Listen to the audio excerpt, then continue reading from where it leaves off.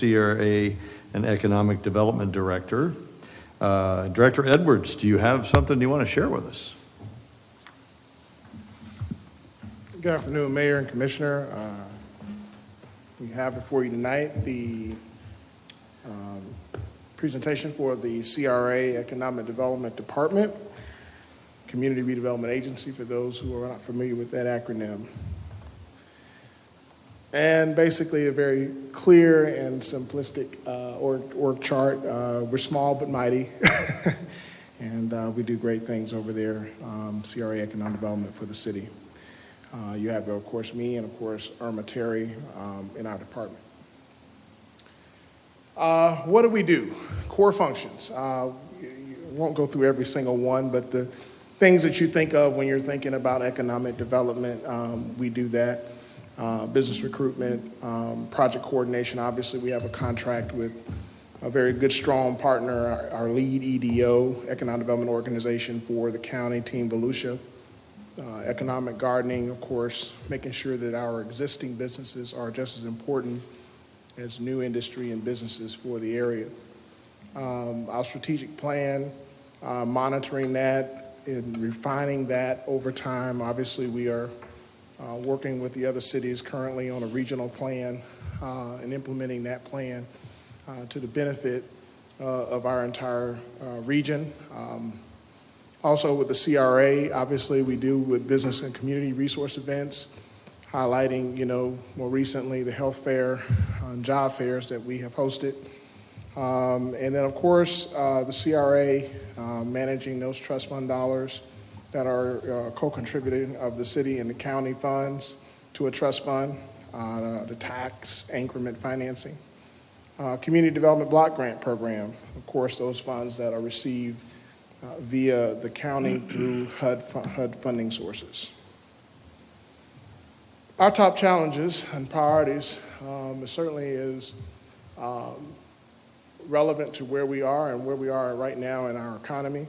Certainly we have US 1 and trying to re-envision that corridor as something more than just the traditional transient lodging and auto sales oriented uses, that it's been more prevalent in that corridor based on its historic use. So trying to encourage that is something that's important to us.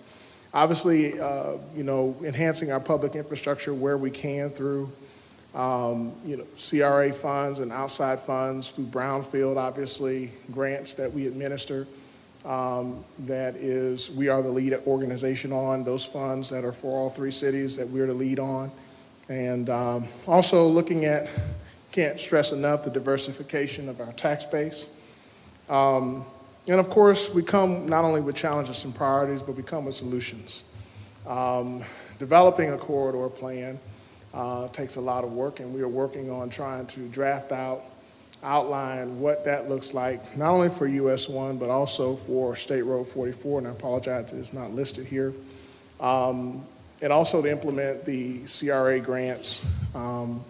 One of the newest programs that we're going to be briefly mentioning tonight is our land lease program, where we would try to purchase a property, preferably, possibly, property, maybe a hotel, motel, transient lodging type business or location, and trying to do a land lease deal on that.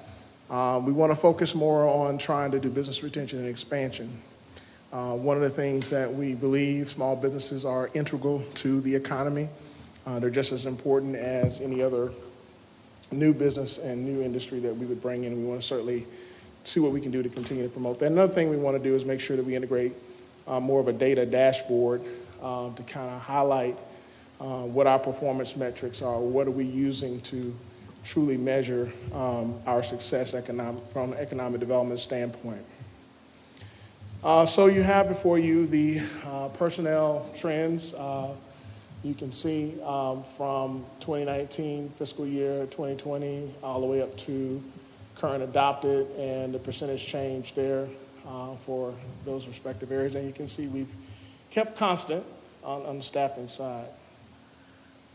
The Community Redevelopment Agency, 125, Fund 125, You can see the trends there. We have been seeing increases in the overall value of the CRA, which is the whole goal of any CRA district, and that's to see the increase in the value. And if you look at the value from property appraisers, we're on a steady increase for the CRA. What have we accomplished? In partnership is key in a small department. Partnership with leveraging other resources here in the city, other department staff, as well as outside partners is always a key thing. And so with that, we've continued to implement those value-enhancing projects for the CRA. Obviously, we've been successful at, more recently, thanks to the commission, we've been able to move forward with a project at 501 South Dixie with a local business owner who expanded, which is what we want to see. Businesses who are here and expanding and investing their dollars here rather than elsewhere. And obviously proposing to create new redevelopment, executive office, luxury retail redevelopment project with additional jobs associated with that electric board distributing company. Obviously dealing with nonprofits and seeing how we can assist, obviously with Church Parish Nurse Ministries. And also just moving forward continuously with our partnership with the airport on trying to see how we can maximize and generate more revenue for the airport. At the same time, continue to feed a very strong economic engine for the city of New Smyrna Beach at the airport. The Housing Authority, as you can see in the photo there, hope it's visible, but some progress there, obviously some great progress since last year when this project initiated. They're moving along quite well. And so that'll be 80 units of senior housing. And then next door to that, given that that will be something that will be coming before you this fiscal year, upcoming year, will be another opportunity to go for the phase 2 for those existing units there. Just to the north of that, if you're looking at it from an aerial standpoint, the south of that current project. And of course, we've continued to work with, as I said earlier, Team Volusia to try to market our area. In that photo, you see a picture from Spacecom. We went to Orlando, various different players in the aerospace realm, got a chance and a taste to see what New Smyrna Beach has to offer. We were there, obviously, with other cities who are also members of Team Volusia, trying to promote the community and market it to those businesses that were in attendance. Also, we have the job fairs I mentioned earlier. We've obviously supported SVMTC, which is a strong partner for us, just like the Chamber, that helps us to continue to look at ways to unite as a region and see the power of working together to feed off each other's strengths as communities and make our whole region attractive to the next group of industry or businesses who have those above average wage jobs and bring those capital dollars to New Smyrna Beach. Also, we worked, as you know, unfortunately, we had Nicole and Ian, and of course our department was in the thicket as well, working to try to provide workshops and in-person opportunities for residents who were affected by Nicole and Ian. And we were able to put on 2 workshops that were very well received, I should say, by the community, for with FEMA and SBA as the host, as the participants. Community resource activities, and I won't go through all of them, but obviously, you know, we're busy always trying to see how we can provide resources in the form of events or activities that certainly we know we had the huge distribution over the donated goods from 7 semi-trucks. We've helped to facilitate that. Obviously, we worked with several churches in the area on events. We obviously coordinated the workshops as well and other giveaways in response to Ian and Nicole. And of course, obviously the health fair. And then of course the brownfield, which I mentioned already, that kind of gives you a breakdown of where we are, how many phase 1s at the time of this document that we have completed in partnership with that $600,000 grant program. And of course, the Community Development Block Grant, many of you had opportunity to participate in that. And that was a success. That was leveraging our CRA and CDBG dollars for completion of that project. New budget requests, obviously, we anticipate this year that our real estate due diligence is going to increase. Obviously, as we continue to try to work our economic development plan, CRA plan, there will be professional surveys and appraisals that will be needed. Traditionally, this has been about 5,000. We did increase it to reflect what we anticipate possibly will be the increase in project activity. Obviously, we have examples like Smith Street. Once we get to a decision about that property, that will require some updated appraisal work and maybe even other due diligence items with that. Economic development plan, how we can implement that. As you recall, commissioners, in February, we presented a draft action plan to you that provided information regarding our response to the regional economic development plan, strategic plan that the Chamber worked with East Central Florida and the cities on to complete. And so we are working with that particular plan and trying to implement it, and we feel as though we can work on our own strategic plan with this allocation and where we can enhance that plan, make it a lot more real time and something applicable, not just static on the shelf, but something we can work and also integrate some new economic data dashboard information in so that we can begin to better track our economic development activities. Business assistance development is really a response to the county's April 2023 adoption of the Grow Volusia Business Program, which is a program that's employee-based. It's a performance-based program that they are offering, and they are going to require some level of match from the local governments. Some governments are considering this amount. Some are maybe, considering a little bit more depending on their budgets. But nonetheless, this is just a start.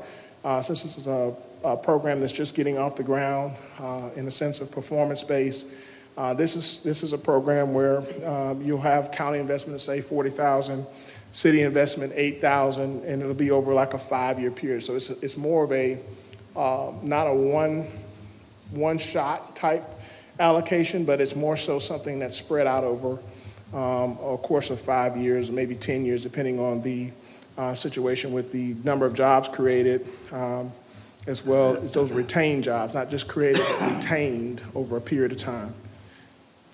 And of course, promotions. We obviously have rolled into that many of the partnerships that we have with Team Volusia, SVMTC, all of those marketing efforts that we want to do, and we feel like we're going to increase that this year because obviously we have a plan to work, and we are going to need to increase that to make sure that we can leverage the resources locally that we have, and then also that we can move forward with new ideas, new strategies to, as you recall, the Shovel Ready program that I presented to you, something we can identify those properties that are something that we can march toward a shovel-ready state and get them to a place where they are marketable, and makes it a lot easier, a lot more susceptible to more announcements and ribbon cuttings, and have an opportunity to announce great opportunities here in New Smyrna Beach. So we're going to ramp that up to make sure that we're winning on that side more. As it relates to the CRA, we have existing programs. We've just kind of tweaked a little bit to kind of begin to try to refine those programs and make them clearer, make them more impactful. For example, the nonprofit, if you recall, maybe nonprofit large-scale commercial facade property improvement grant is still there in a shell, but at the same time, the goals of it this time, each year, I think we back it up for a second here. So each year we have allocated funding toward the museum. And when I say museum, I'm talking about Mary S. Harrell Black Heritage Museum. So what I am proposing is that we implement, and this will be coming before you subsequently, a new application program that will emphasize the historic preservation side of it, which is one of the things that's mentioned specifically in our master plan for the CRA. So this is really the same kind of program, still funds the same kind of things, just has more of a focus on the historic preservation piece of it. The target industry land acquisition lease program, for example, we have properties along US 1 that we would like to see if we can acquire those properties and be able to not develop them, because $500,000 won't do that, but to acquire them and lease them, do some kind of land lease structure where we will work out an agreement with a developer through an RFP process, kind of similar to what we did with other projects like Tabby House and things of that nature, where we could work with a local developer to develop something there that speaks to our targeted industry base, meaning the aviation, aerospace, healthcare, manufacturing, those things that we've already identified as targeted industries that we want to see implemented and see successful here in New Smyrna Beach. So that program would do that. We would control the land. The person would basically develop that property and put up that ideal facility to help with advancing that initiative. The Housing Authority, of course, will continue to move forward with their plans to do the low-income housing tax credit program. They were unsuccessful this round. They're going to go back again to submit for another round. That'll be a $460,000 allocation. That will then pivot over to the phase 2 that I mentioned earlier for those existing units to be raised and to develop a new multifamily housing development there. Then, of course, the nonprofit, large scale, again, just re-envisioned. We're calling it the Community Impact Facade Property Improvement Grant, giving it a new name, but the same target groups of education and healthcare nonprofits will be targeted with the $210,000 application. Septic to sewer conversion project is for those remaining properties within the historic West Side. We've identified about 4 areas in the historic West Side that still need to be converted to sewer system. So this would be an opportunity for us to move forward with that project, and that is something that we may be able to secure in the future, maybe some 319 grant money or some other leverage source, or we just may be able to just do it in phases with just CRA funds. So we're working on that, and right now we're having to do a survey to those first phase residents and property owners, which we'll be working on. CDBG project gap fund, as I said, that's an allocation, a number that we provided in this budget to identify ways in which we can help fund the gap, because sometimes the allocation that we get from the county for CDBG isn't enough. Obviously, the shade cells, if they were just relying on CDBG funds, would not have gotten done because we still had to have that difference covered. And so the CRA was able to help with that. So that's what we're proposing, the same plan to implement that through that gap funding. And then, of course, the other programs are pretty much the same allocations as before for the commercial facade and property improvement grant programs that have benefited, like I mentioned earlier, the 501 South Dixie property, which is the Chase Components Company. And of course, this year we are going to try to move forward and implement. I know we had the hurricanes come and disrupted some things with that rollout of that particular program. But now we do have the single-family home rehabilitation grant program, which hopefully will be helpful. We've talked initially, had some initial conversations with the county, staff who seem very receptive to us maybe potentially working together with their program to implement this. We've also had some general conversations with the state's weatherization program. It's a separate program, but they do help with energy efficiency improvements in homes. And so we've had some initial conversations with them to see if they would be willing to partner. And so there's some opportunity there. And then, of course, finally, we have the Pettis Park Improvement Project, which basically focuses on lighting enhancements. There has been some concerns about the quality of lighting, if you will, in the park. So we would look to try to enhance that, perhaps with LED lighting, to upgrade the look and the lighting options for the park. Then, of course, in an ideal world, this is a wish list.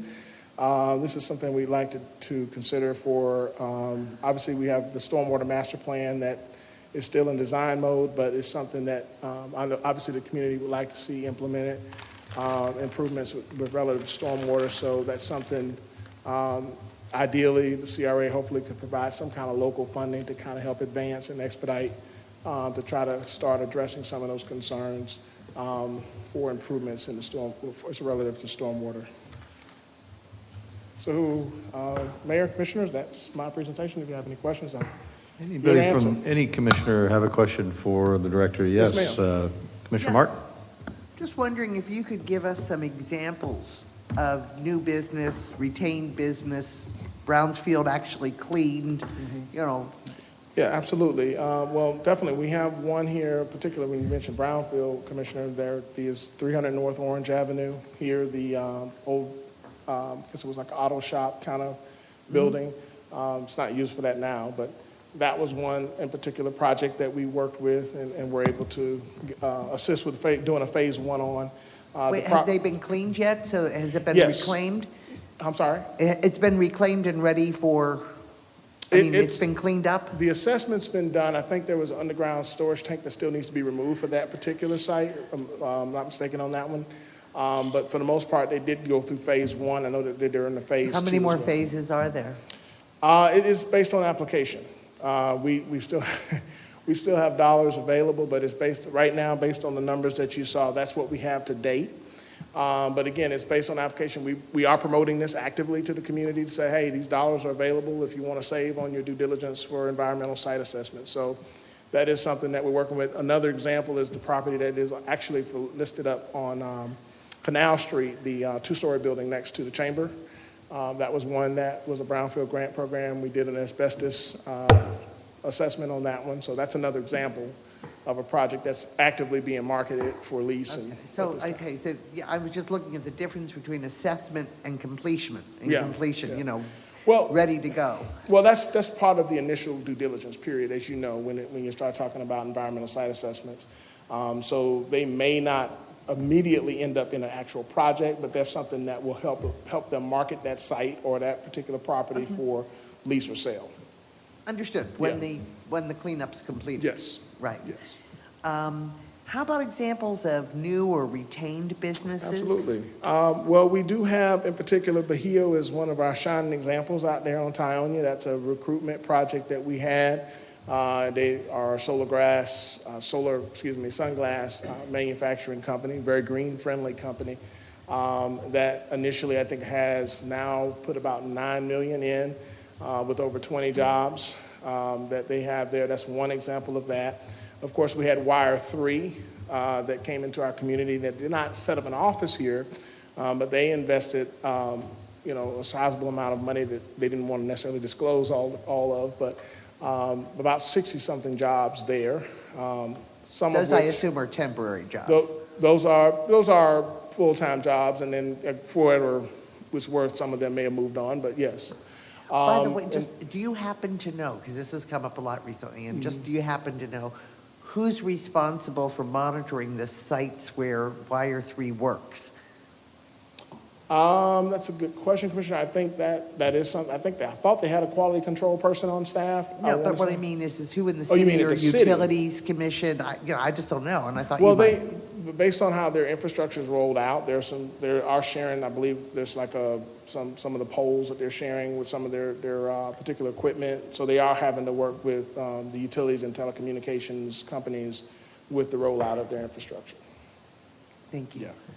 On the rehab grant program, I'm assuming you have a mechanism to make sure you get clear title on the homes. Yes, ma'am. That is going to be a challenge, but that's something, especially I've had experience implementing those programs before, and that is something that we have made sure, marketing-wise, we will target is people who own the home, because we don't want to be in a situation where you've got a flipper, basically taking advantage. So we want to make sure that those people actually own the home before we do any. Well, yeah, Habitat can't work Yeah. on them, they can't get grants, Yeah. They're dead in the water until they have clear title, I know And that. there will be those ETALs kind of scenarios where there are multiple people involved and you want to get all those people on. So that's going to be something we have to work through based on applications and what we receive. So that's a process that will be gone through. Yeah. And just a quick one, are you familiar with My Safe Florida Home? Yes, Thank you, Chris. yes, absolutely. You're welcome. Anybody else have any questions? Yes, ma'am. I Commissioner have Perrine. two for you, Chris. Yes, ma'am. To follow up with Commissioner Martin, how many brownfield properties do we have left? We don't have an exact number because, again, like I said, each project is a little different as far as whether or not they'll require phase 1 or phase 2. But we do have quite a bit of money left over. I think it's about a little over 500,000, I want to say. Maybe, yeah, 500,000 in that area. I'll have to double check on that number to be sure exactly. I don't have it with me, but that particular program would be based on the application. So if we got an application in from 5 more applicants, that could, increase that number. But what you saw in the presentation is what we have on record for to date, because we're basing it on what was approved by EPA, because we have to go through that whole review and approval process before they will allow us to release the funds. So they determine which properties qualified Yes. for that in past years, and then you allocated a certain amount of funding for to be used directly to brownfield properties, and that'll sit in that account until somebody requests it, or Until they have an approved project to fund, yes. Okay. And we're working with a consultant on that. The other question I have is concerning your targeted industry land acquisition lease programs. Yes, ma'am. We have been suggesting that we look at properties on Highway 1, like you said, and do some rezoning, but have private people do that versus the city spend money on land acquisitions. Who's driving that, and what properties are you targeting, and where did that come from? Well, the idea actually came from a couple other CRAs in the state who are implementing similar programs where they're trying to, if you will, change the trajectory of certain corridors in their communities. And the way that they're doing that is they're gaining control of the land. Because once you don't have control of the land, you have, outside of zoning, obviously, and other parameters of the local government, it makes it difficult for that end user, if they have a list of uses that they can do, for you to get the use that you may want. For example, the property, I'll just use the property that's currently been purchased and sold, the 218 North Dixie, that old gas station. If I wanted to change that and make that something different than what it is, I would be able to, if I control that land, I can say I only want to see an office here. I only want to see some type of light manufacturing facility here. I can dictate to that end user from a CRA standpoint what I want to see the end use be and what those restricted uses would be, and to the advance of the CRA trust fund, if that makes sense. So, Is that a fund that you want to start building? Because you're not going to be able to find a lot of land for $500,000 on that. Based on the last time I looked at Crexie, which I know you're familiar with that, Crexie, there was a couple properties underneath the $500,000, just on South Dixie portion. I don't want to list off any particular properties, but we did see those properties listed for under $500,000. So that was kind of the low end of it. We originally wanted like maybe 700, but we had to get a little more conservative with our numbers as far as what we could actually afford to do. So if that property is something we could negotiate down to that amount, that would be, but we do have a couple properties that have been listed just under 5. So there are some potentials for that, for us to kind of maybe do something in that, acquire a property, I should say, in that price range.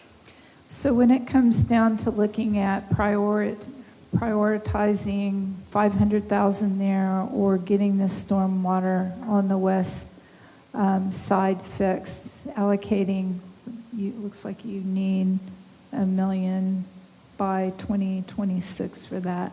You're wanting 250 now. How did you determine if we, instead of spreading this out where you may not be able to buy land for something like that, when it comes down to actually, I know this is your wish list, but wouldn't it be better just to knock that out, get the infrastructure done for the stormwater and west side versus spreading it out where we're not being able to complete any of their projects? Yeah, no, absolutely. I mean, we know that, if the priority shifts, and it's better, obviously, to do the stormwater, because that's a really close to home issue that, CRA wants to see how we can be a help to that.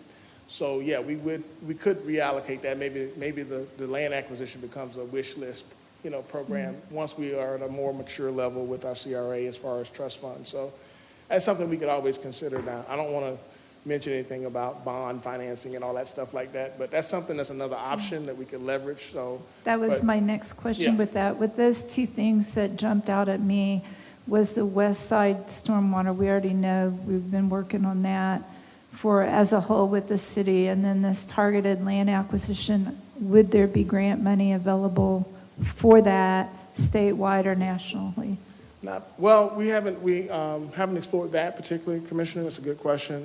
That is something that we could possibly leverage some funding. If we have a end use that's job generating, we could definitely try to explore that. That may be even something we can work with the county on for the Grow Volusia program. So that, that might be another incentive. And they do have some other infrastructure dollars associated with economic development at the county level that we might be able to help with our costs for either acquisition or development possibly. Will that be part of tomorrow's meeting? Will they be talking about funding for locally since through the SEV at all?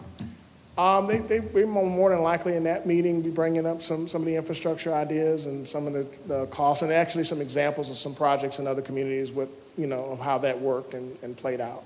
Great. Thank you for that. You're welcome. Any other questions, Commissioner McGurk? Thank you, Mayor. So I'm going to segue a little bit off of what Valley brought up. I'm not sure how it connects. So I'm looking at, you have the targeted industry land acquisition lease program. You have the historic property facade grant improvement. You also have the community impact facade property grant improvement.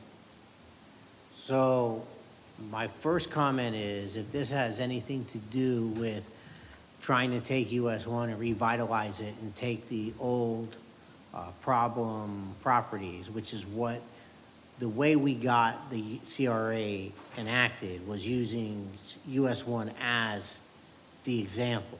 The crime statistics out of all the motels, all of the, and that's really what made it hit the criteria for CRA. So we haven't really dealt with the specific issue of the motels, which are the single biggest issue of the crime and the police resources that are used up. We clean that up, two things happen. One is the ad valorem tax revenue of that property being changed over to a different use goes up in perpetuity. We also free up resources in the police from having to deal with all these little petty crimes that it's impossible for the police to chase after: prostitution, drug dealing, all that kind of stuff, where we can have endless time and effort and money put into something, and it's a perpetuating system. So the idea was you clear out those, give incentives for those properties and get rid of that specific kind of use on that property. So my question to you when I look at this budget is, are these the programs that we would be using to target that? And if so, it seems to me that what we're budgeting for that is almost, it's impossible. Yeah. We're barely even getting out of the gate on property acquisition, which is what Valley just mentioned. And some of the properties we were looking at, they weren't the lodging type facility. For example, I'm just using that as an example, the motel or whatever, or the auto sales. Those probably would be closer to $1 million, at least. So priorities, it comes down to priorities. If that is something that the commission decides is a priority for that particular corridor, that we want to start targeting that more, or if we just want to utilize the grants that we currently have in place. Now, the adaptive reuse, Commissioner, is a prime example of that. You've got people already, you have over $3 million worth of investment already on 3 different properties combined on US 1. The property here, the property at South Dixie, even we have another applicant, one of the existing businesses that's acquired another property next to him and is, incentivized to move and do something different with the property because of the adaptive reuse. So we could continue to use that formula. We already have. But the land acquisition, I figured, would be a good opportunity for us to try to do a pilot. Maybe we can find, maybe it's a public-private partnership deal. Maybe we can't buy it all. Maybe it's some kind of, public-private, acquisition, if you will, that way we can have some type of agreement that we strike with that developer to do that. So, the points I'm making is, one is, we don't necessarily have to acquire their property. We simply give the carrot, the financial carrot, for someone else to worry about it, just like you've done in some other projects. Yeah. That has worked out great. Just need to target some of these motels. And the land acquisition, that's possible, but it's very expensive. So I think that And we also had the issue where we had to put a majority of the funds to the west side in the first 10 years, or something to that effect. If I have the time, is it 10 years? Yeah. 8 to 10 years or something like that? Yeah. Okay. So 2015, anyway, yeah. I'll bring it up going forward. This is something you're going to hear me talk about during commission comments and trying to move that idea forward more. So I don't want to take up more time on it, but I just want to bring that up, Yes, sir. the budgets and so on. Yes, sir. Thank you, Chris. Thank you. Thanks, sir. Vice Mayor? I'm good, thanks. Great. Chris, what is the net increase in businesses from, that are open from when you were before the commission this time last year? The net number of new businesses that have set up in New Smyrna, is that what your question is, Mayor? I don't have that number. We have a rolling number, the business tax receipt number. I can get that number for you. I don't have it right now. All right, thank you. How about the net number of new employees since this time last year? Again, we would have to do some research on that. We don't necessarily ask them for the employee information, at least not every single business tax receipt. We do renew those. We can kind of go back and look and see how many we have as far as number of business, but we would have to delve down into the details as far as how many net jobs that we've seen come out of that. Typically, if it's something where we involve Team Volusia, we'll have that number. But for all of the businesses in New Smyrna Beach, we would not have that number. We don't have that data ability in-house to do. Okay. Those are two stats that I would like for you to be able to have off the top of your head going forward.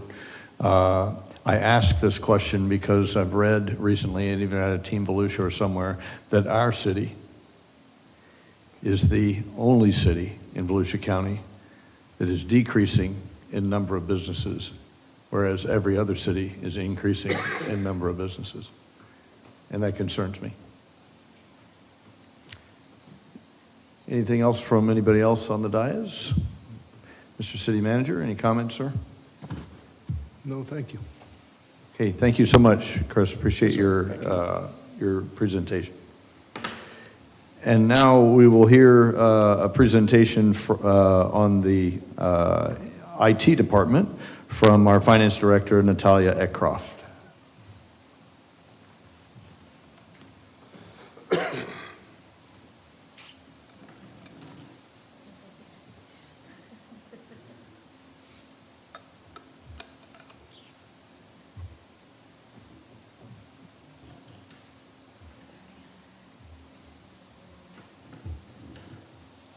Mayor, Commissioners, IT Director could not be here. He is on scheduled vacation. He asked me to fill in. I will be very brief. So our IT department.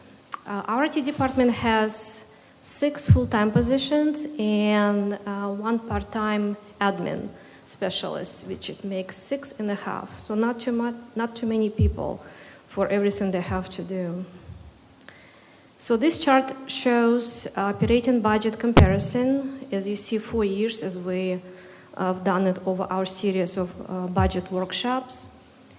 There is a difference between 23 and 22, and as you see, operating expenses went up significantly. And the reason for it, because we consolidated a lot of IT services into IT department.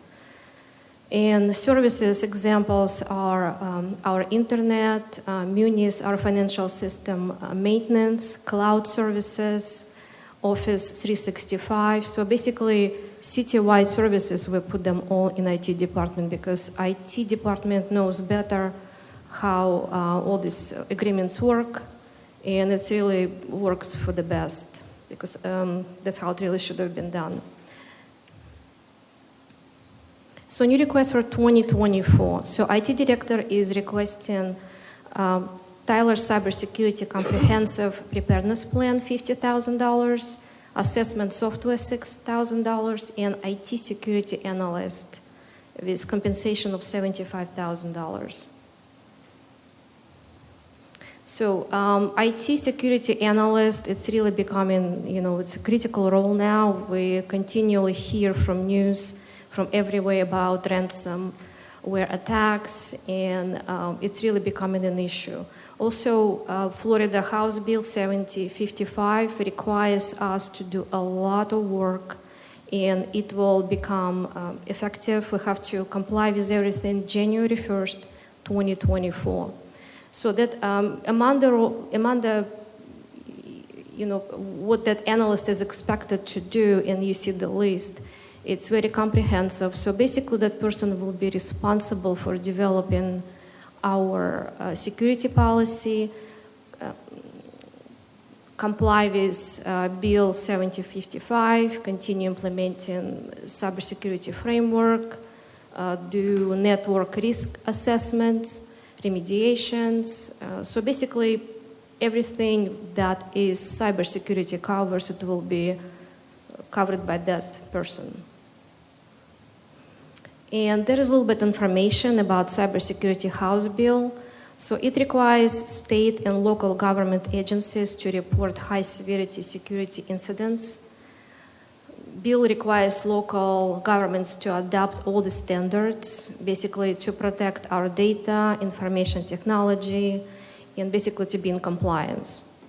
So these standards must be consistent with generally accepted best practices for cybersecurity, including the National Institute of Standard and Technology Cybersecurity Framework. It also requires training for all the users with computer accounts, and as I said, deadline to adopt the standards is January 1st, 2024.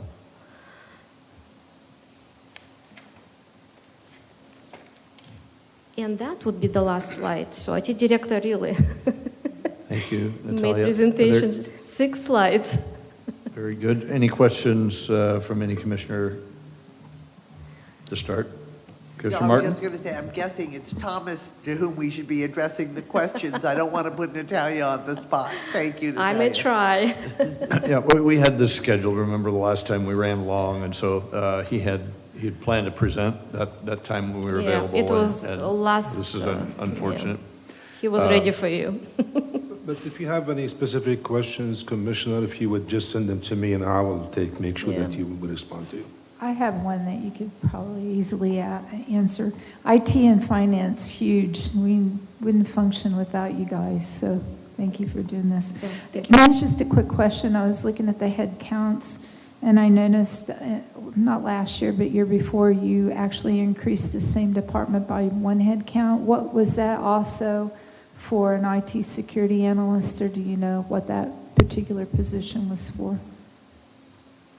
That we increased or decreased? No, just the head count, what that staff position was.